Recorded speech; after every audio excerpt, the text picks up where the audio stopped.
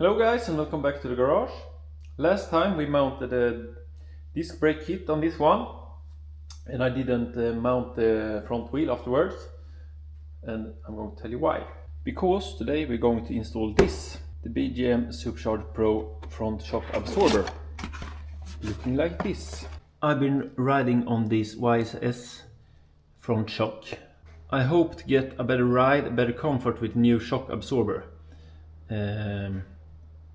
That's why I'm going to change. But I must say this YSS is a really good and cheap upgrade from a original shock absorber.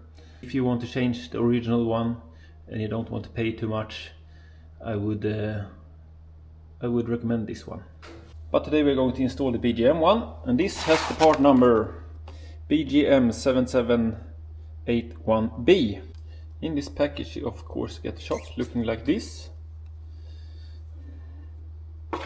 and you get some stickers, you get a tool here, I guess it's to adjust this, and this one is 240 millimeters high instead of the original 255. Many of the shocks on the market are 255 millimeters, and that's the original, how they're supposed to be original.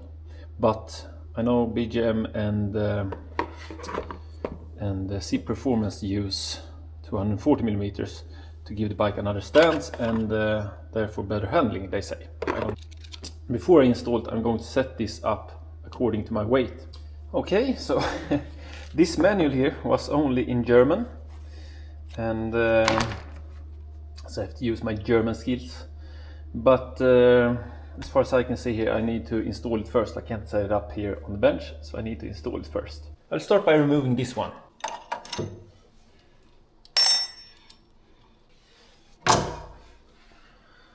So you can see the difference in height of these two. So 15 millimeters, I guess. Now I moved everything over to this new shock here, so just to install it again. There's not a lot of space left here anymore, I can tell you that. It's really tight with all these parts.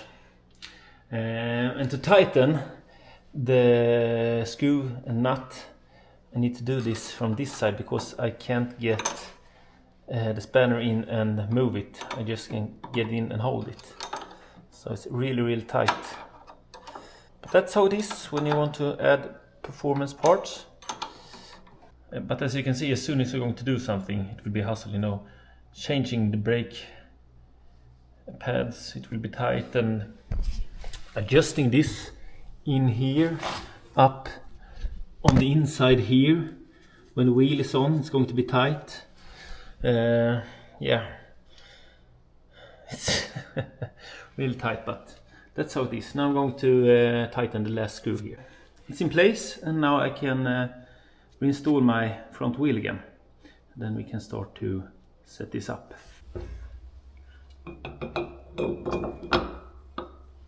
The only thing I really can do now is set the spring preload at this stage. Then I have to fix with rebound damping and compression damping when I'm going out riding it next year. So I put them at, you know, halfway in both ends. So the only thing now is to set the spring preload, which at this point is in the bottom. So I have to take this up. I'll have to take some measurements here, and then you should have a certain stroke when it's don't have any load, just standing, and then you should have a certain stroke with a driver on it.